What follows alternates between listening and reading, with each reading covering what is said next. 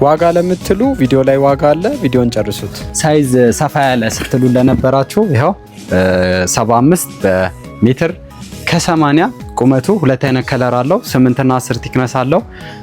ያላችሁበት ድረስ እንልክላችኋለን። ሞተረኛ አለ። እንደገና ደግሞ ተጨማሪ ነገር ምን አለው?